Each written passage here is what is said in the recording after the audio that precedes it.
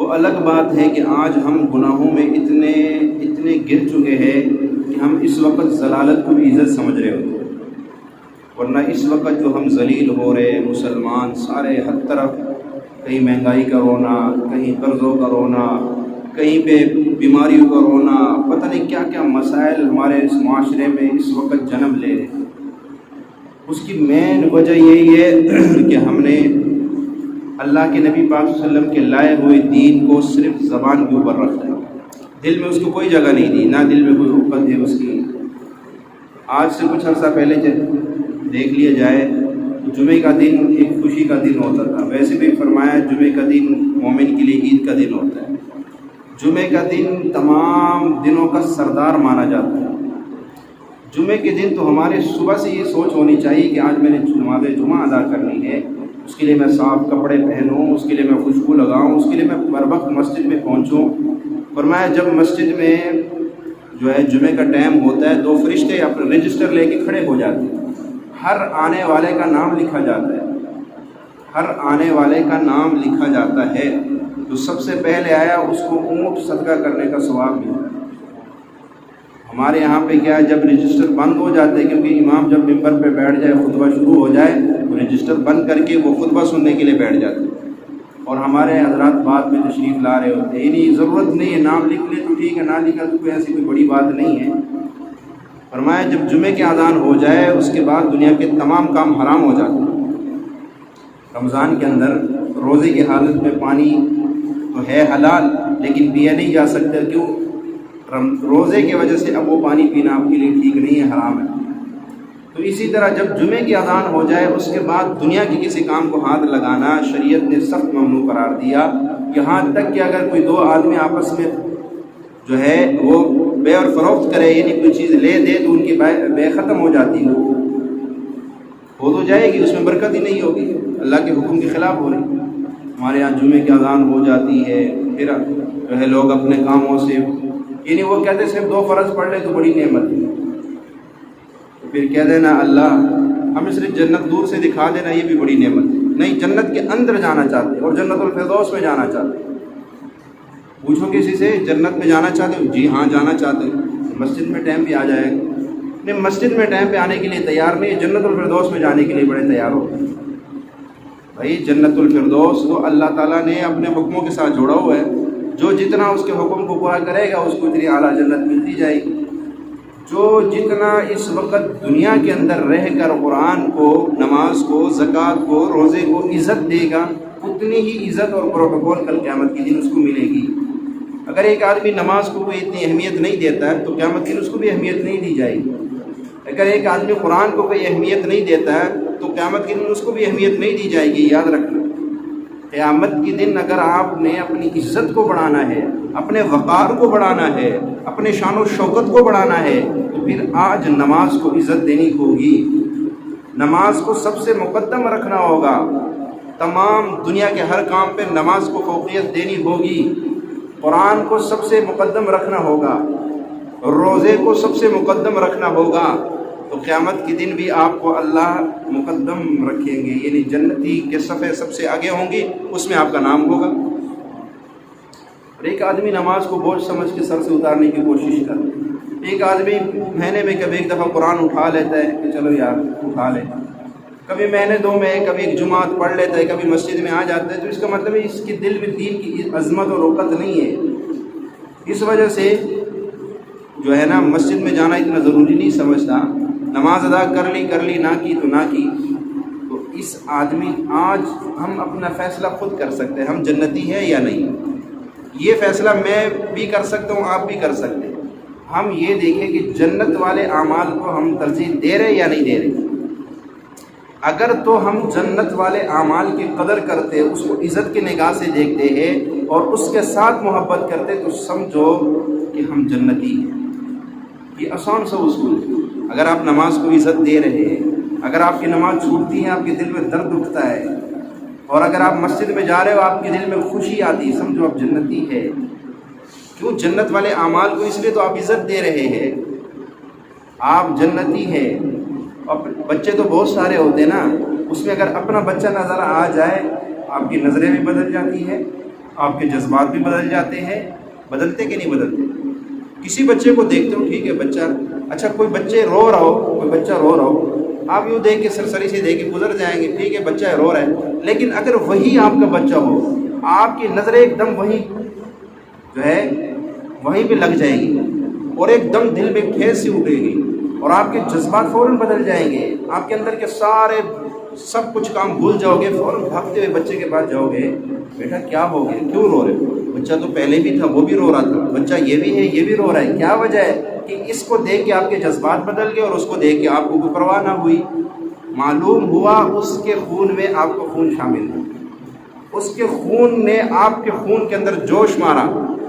جیسے وہ جو ہے آج کل تو ایک زمانہ آیا، اب جیسے ہماری یہ گھڑی ہے، دور سے ایسے وہ مشین لگاؤ تو فوراً، حالانکہ نہ اندر ڈالنے کی ضرورت ہوتی ہے نہ کچھ نہیں، دور سے آپ بٹن دباتے جاؤ اور سارا نظام یہاں پہ بدلتا رہتا ہے. اے سی ہے، ریموٹ یہاں سے پکڑو، بٹن دباؤ، کام وہاں ہو رہا ہے. حیرانی ہوتی کہ کیسے ہو رہا ہے یار، نہ آپس میں کوئی ان کی بول چال ہو رہی ہے، نہ آپس میں کوئی ایسے کوئی تار لگی ہوئی ہے. ادھر سے میں بٹن دبا رہا ہوں، ادھر سے اے سی کے نمبر بدلتے جا رہے ہیں. وجہ یہ ہے کہ کچھ دونوں کے شعاعیں آپس میں مل رہی ہے، میرا اور اس کا خون آپس میں مل رہا ہے، اس خون کے جو شعاعیں ہیں وہ اس پہ پڑ رہی ہے اور مجھ پہ پڑ رہی ہے، اس لیے تبدیلی آ رہی ہے.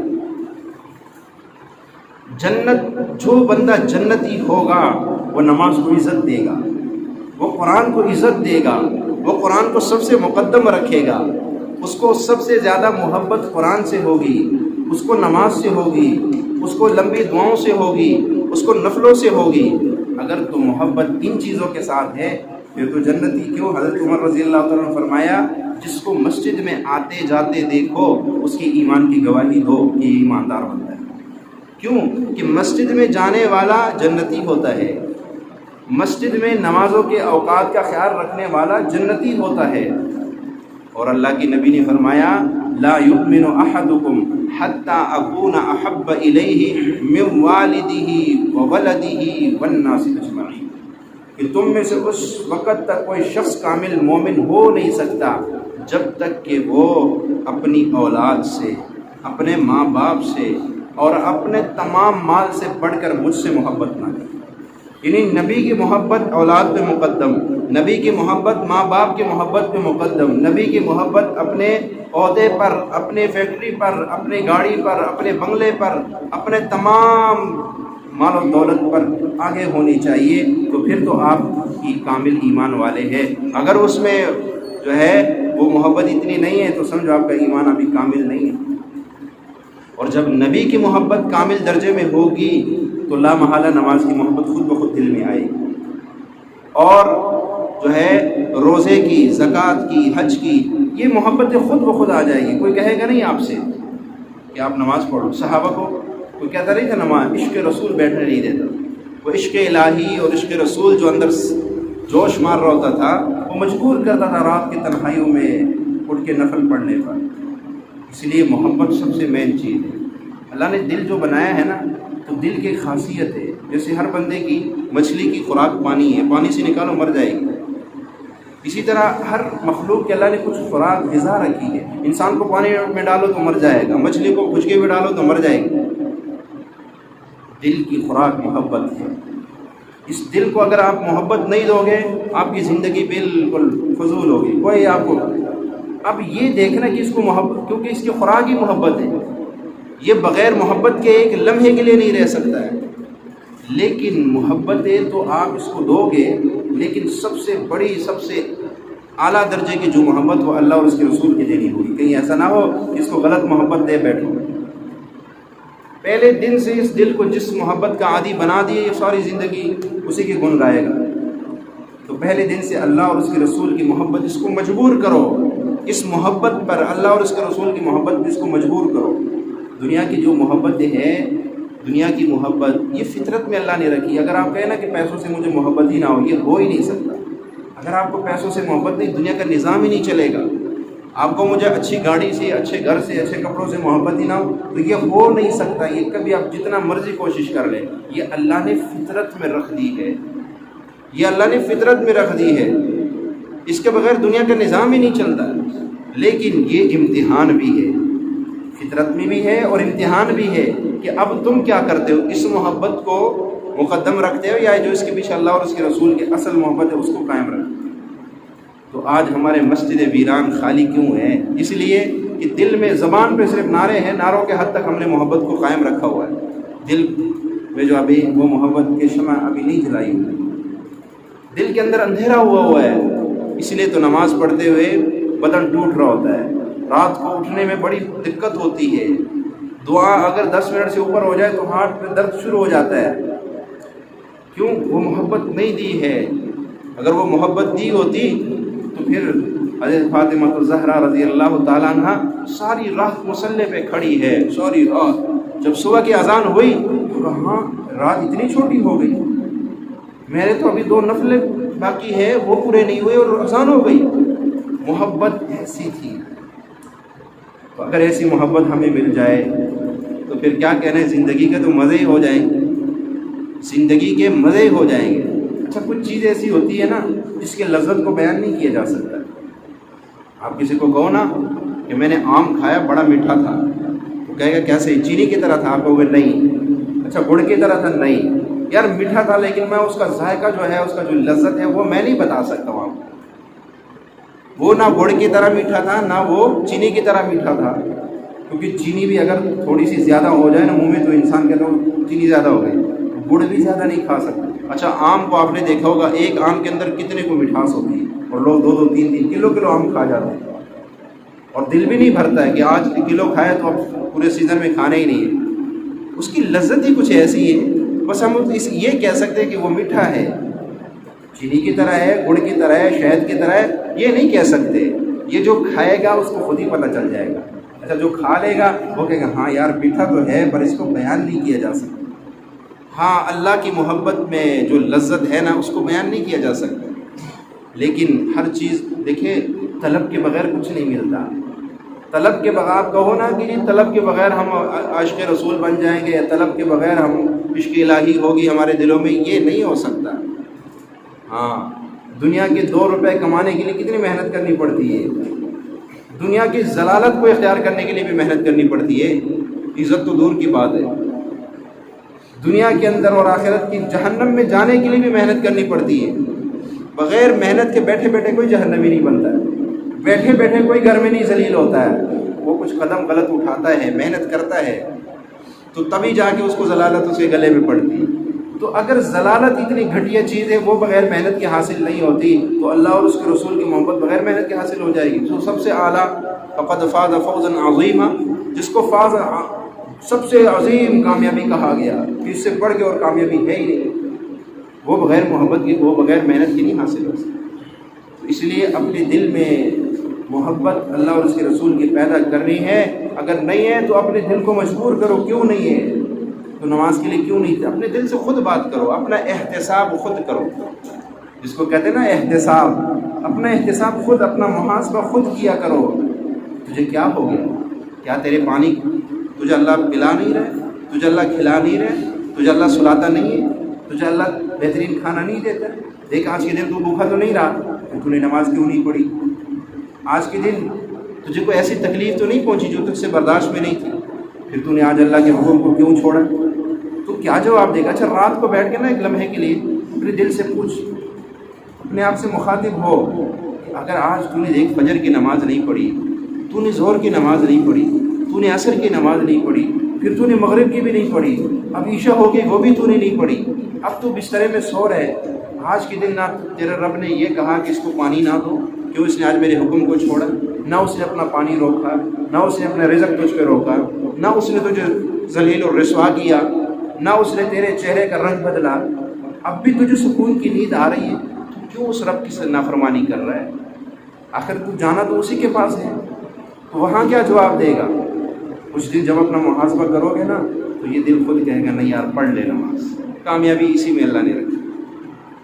آج کا جو میرا موضوع تھا، یہ مسجد خالی پڑی ہوئی اس لیے دل بھی نہیں کرتا، میں بہت اچھا موضوع لے کے آیا تھا کہ میں آپ کو، میں نے پہلے سورۃ الرحمن کے بڑی جو ہے وہ فائدے بتائے اور ماشاءاللہ لوگ بتاتے ہیں مجھے، ایک بندے نے مجھے بتایا وہ یہ آپ نے سورۃ الرحمن کے ایک عمل دیا تھا داغے کے اوپر پڑھے، میں نے ایک مریض کو دم کر کے وہ داغا دیا، 80% اس کی بیماری ٹھیک ہو گئی، 80%، نہ ہاسپٹل جانا پڑا، نہ کسی ڈاکٹر کی منت کرنی پڑی، نہ کوئی پیسہ خرچ کرنا پڑا، بس بیٹھا یوں داغا لیا، یوں سورۃ الرحمن پڑھ کے اس کو دیا، اس نے گلے میں ڈالا اور 80% بندہ تندرست ہو گیا۔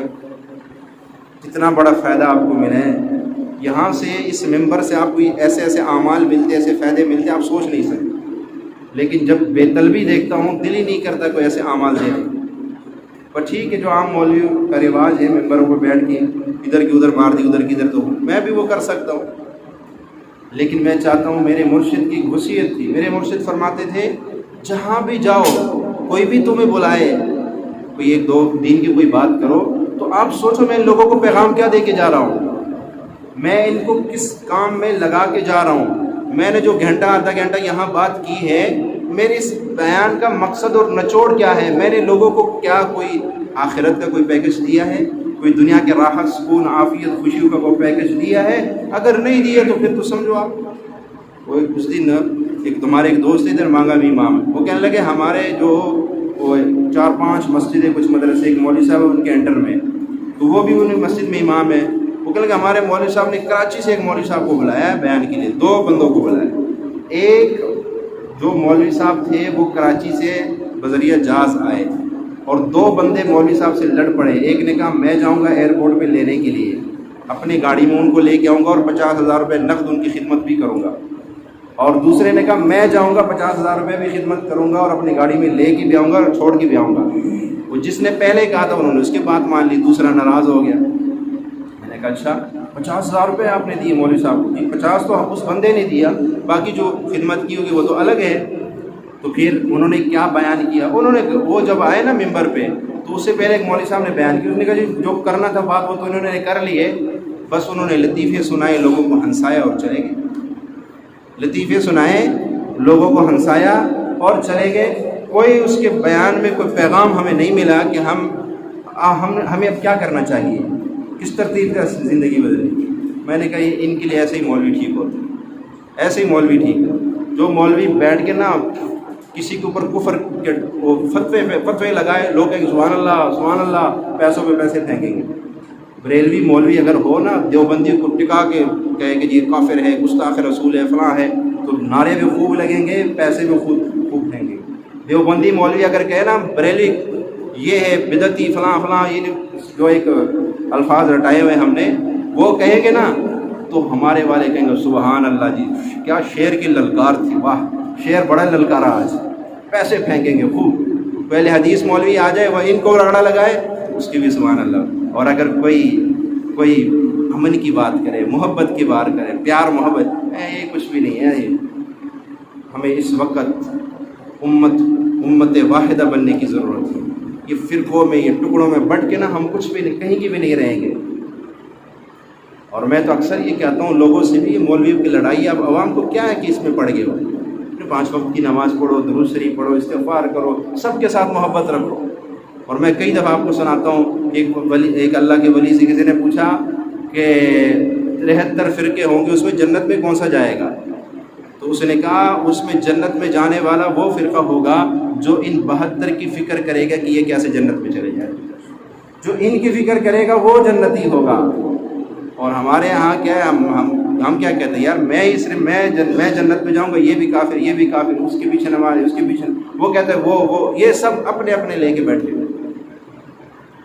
ہم نے تو غیر مسلموں کو کلمہ پڑھانا تھا، ہم اپنے کلمے والے کو بھی نکال رہے باہر، تو بھی باہر نکل جا، تو بھی چلا جا باہر، ورنہ ہم نے تو غیر مسلموں کی فکر کرنی تھی، ان کو کلمہ پڑھانا تھا، لیکن ہم آج کہاں چلیں گے؟ تو اس لیے میں نے کہا کہ آج میں آپ لوگوں کو سورۃ یاسین کے کچھ برکتیں بتاؤں گا۔ سورۃ یاسین ہم دیکھیں ہمارے پاس ایسے ایسے اعمال ہیں کہ ہم سوچ بھی نہیں سکتے۔ جیسے وہ کہتے ہیں جنگل میں نا بکریوں کا ریوڑ تھا، تو اس میں ایک شیر کے چھوٹا بچہ نا شامل ہو گیا، اب بچپن میں بکریوں کے ساتھ شامل ہوا، وہ سمجھا کہ شاید میری بھی یہی زندگی ہے، وہ بکریوں کے ساتھ، یہ مثال بنی ہے، کوئی حقیقت ہے یا نہیں واللہ عالم، لیکن اگر اس مثال کو دیکھیں بنی اسرائیل کے جو واقعات ہیں بہت سے واقعات من گھڑت بھی ہے، بہت سے واقعات، لیکن اللہ کے نبی نے فرمایا بنی اسرائیل کے واقعات سنایا کرو، اس میں عبرت ہوتی ہے، لوگوں کے لیے بڑی عبرت ہوتی ہے۔ تو یہ جو مثال میں بتا رہا ہوں پتہ نہیں حقیقت ہے کہ نہیں، لیکن اس میں ہمارے لیے بڑی عبرت ہے۔ اس نے کہا جی وہ جو ہے بکریوں کے ساتھ جو ہے نا شیر کا بچہ مل گیا، وہ بکریوں کے ساتھ اٹھنا بیٹھنا چلنا پھرنا، کئی سال گزر گئے۔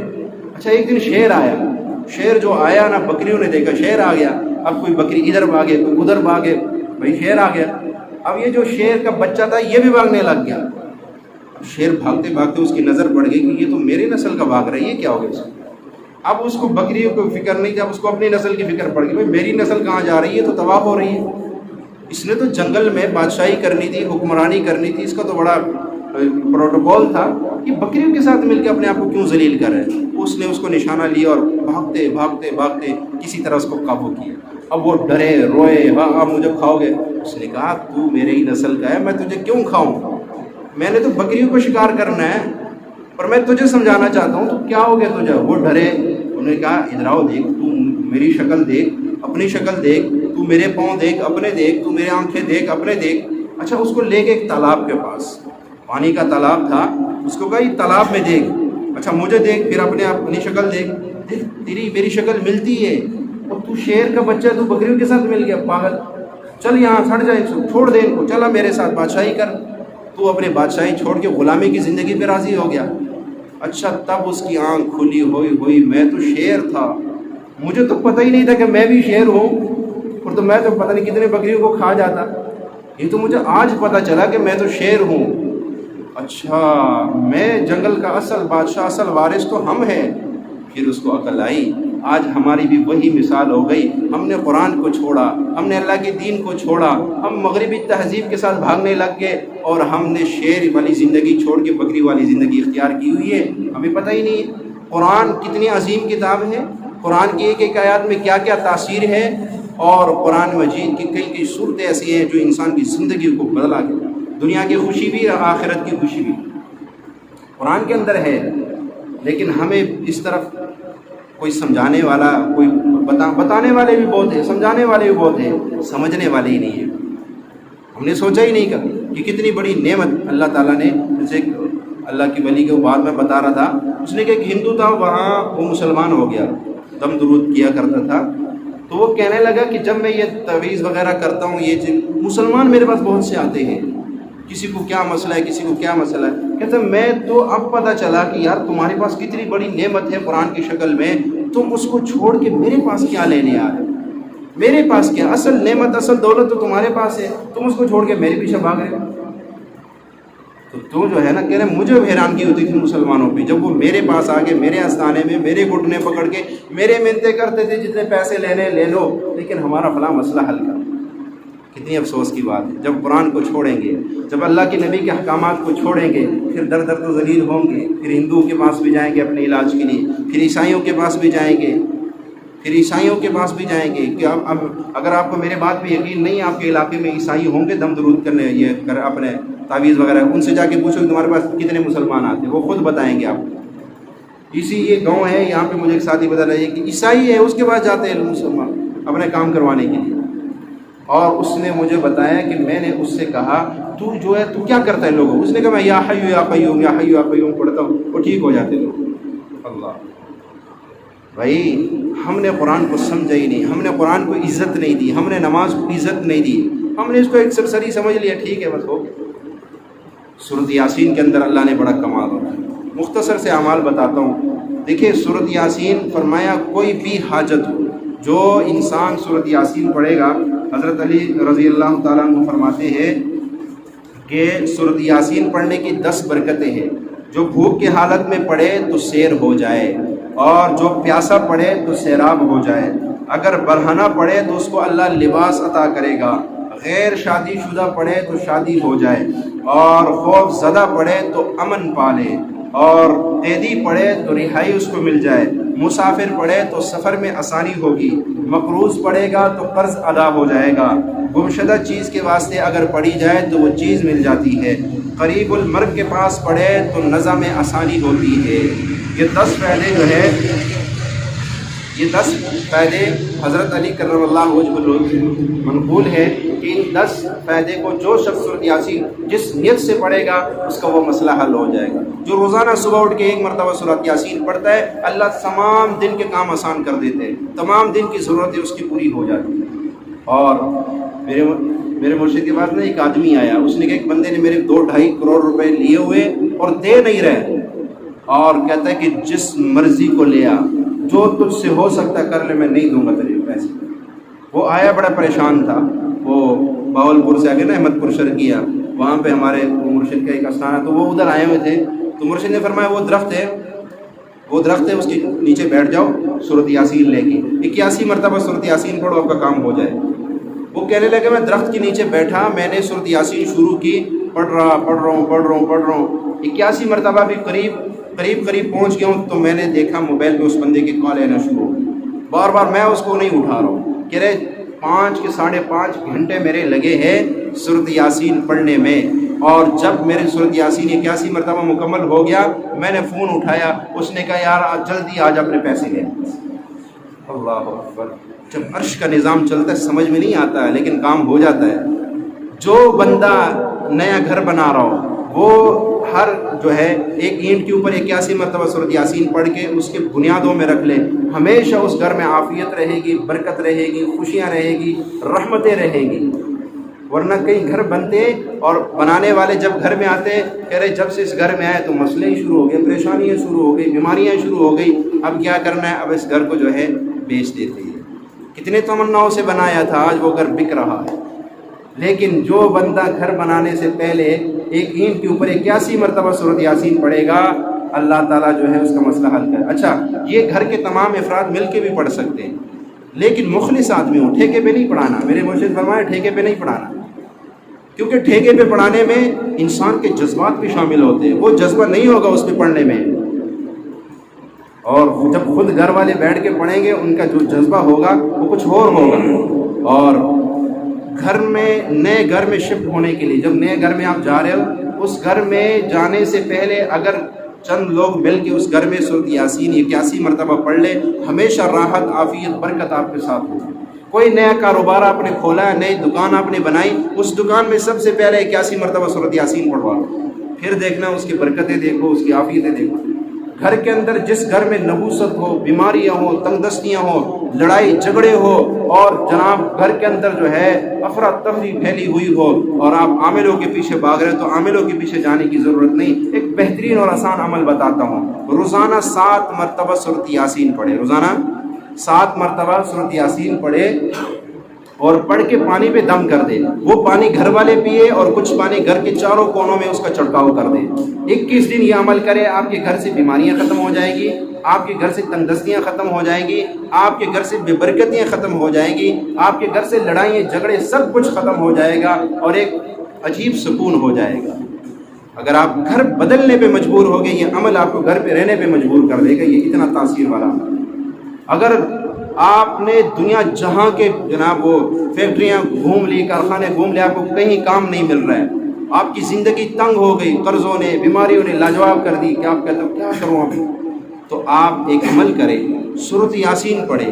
جب بھی مبین آئے اس پہ 3 مرتبہ سورۃ مزمل پڑھ لیں۔ 7 مبین ہے نا، ہر مبین کے اوپر 3 مرتبہ سورۃ مزمل پڑھ لیں۔ یہ عمل 11 دن کر لیں، 21 دن کر لیں، انشاءاللہ پھر دیکھیے جو اس کی برکتیں ملیں گی، آپ سوچ لیں۔ اچھا، لفظ یاسین کا ترجمہ کوئی نہیں بتا سکتا ہے آپ کو، یہ اللہ اور اس کے رسول کے درمیان میں ایک مخفی کوڈ ہے، اس کو آج تک کوئی نہیں جان سکا، پر یہ کائنات کے جو کمالات ہیں، جو راز ہیں، وہ اس کے اندر چھپے ہوئے ہیں۔ یاسین، میرے مرشد فرماتے تھے جب بھی سورۃ یاسین پڑھو، پہلے 3 مرتبہ لفظ یاسین کو پڑھا کرو، یاسین یاسین یاسین والقرآن الحکیم انک لمن المرسلین۔ اور جب اس آیات پہ پہنچو نا، سلام، دیکھیے قرآن مجید کا دل سورۃ یاسین ہے، سورۃ یاسین کا دل سلام قولا من رب الرحیم ہے۔ اور اس لفظ کو، کیونکہ جب اللہ جل جلالہ جنت کے اندر جنتیوں کے سامنے آئیں گے تو کیا کہیں گے؟ اللہ تعالیٰ جیسے پردوں کو ہٹائیں گے اور جنتیوں کے سامنے ہوں گے تو اللہ کہے گا سلام قولا من رب الرحیم۔ اب جب رب خود سلام بھیج رہا ہو، کیسے سلامتی ہے جنتیوں پہ اتر رہی ہو کہ آپ سوچ سکتے ہو؟ اور جب آپ اس آیت پہ پہنچو نا سلام قولا من رب الرحیم، جب اس آیات پہ آپ پہنچو آپ تصور میں کھو جاؤ کہ اللہ نے مجھے سلام کیا، وہ ساری سلامتیاں جو جنت والوں پہ اتر رہی وہ اب میرے اوپر اتر رہی ہیں اور مجھے سکون مل رہا ہے۔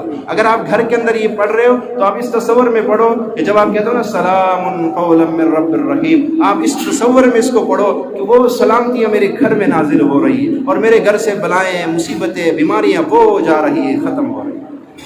لا علاج مریض کے لیے ایک عمل بتاتا ہوں، لا علاج مریض کے لیے جس کو ڈاکٹروں نے لا علاج قرار دیا، چاہے وہ کینسر تک کا مریض کیوں نہ ہو، آپ سورۃ یاسین پڑھے، جب آپ اس آیات پر پہنچے نا سلام قولا من رب الرحیم، تو وہیں بیٹھے بیٹھے 451 مرتبہ جو ہے نہیں 469 مرتبہ اس آیات کو وہ پڑھ لے، ایک کم جو ہے 70 مرتبہ اس آیات کو پڑھ لے، تو انشاءاللہ تعالیٰ جو ہے اس آیات کی برکت سے جب اس سلام قولا من رب الرحیم کو 469 مرتبہ اس کو پڑھنا ہے تو اس پہ پانی دم کر لے، وہ پانی مریض کو پلائے، گھر میں اس کا چھڑکاؤ کرے، مریض پہ چھڑکاؤ کرے، جیسے ہی کہ بیماری کیوں نہ ہوگی ختم ہو جائے گی۔ اور ایک سب سے بہترین عمل، مجرب عمل جو کئی مرتبہ تجربے میں آیا ہے، کوئی ایسی مشکل ہے، پریشانی جو حل نہیں ہو رہی، 2 رکعت نفل پڑھے، اور اگر اس میں آپ سورۃ یاسین پڑھ سکتے ہو تو بہت ہی ہے، وہ اگر سورۃ یاسین زبانی نہیں آتی ہے تو آپ کوئی سی سورت بھی پڑھ لیں اس میں، اور اس کے بعد 2 نفل پڑھنے کے بعد وہیں بیٹھے بیٹھے 3 مرتبہ سورۃ یاسین پڑھے، 3 مرتبہ سورۃ یاسین پڑھنے کے بعد دعا کرے، آپ کی کوئی مشکل ہوگی، کوئی پریشانی ہوگی، انشاءاللہ کچھ دنوں میں حل ہو جائے گی۔ کریں گے نا اعمال کو نا؟ اب وقت ہو گیا اور اب آخر میں آپ آ رہے ہیں، ورنہ میرے پاس بہت سارے اعمال اور بھی تھے، اس کے عجیب عجیب اعمال تھے، میں آپ کو بتاتا، اور جتنا بتایا اللہ اس پہ عمل کرنے کی توفیق عطا فرمائے۔ وآخر دعوانا